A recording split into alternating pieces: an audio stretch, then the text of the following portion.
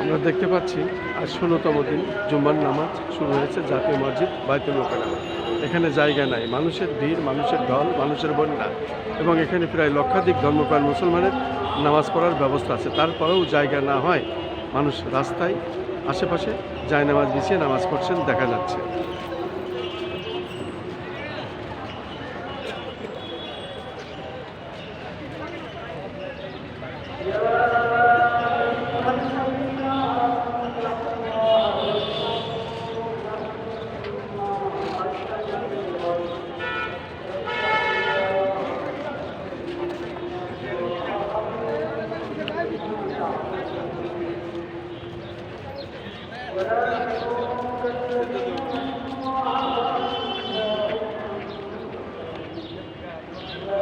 জুমার নামাজ শুরু হয়েছে।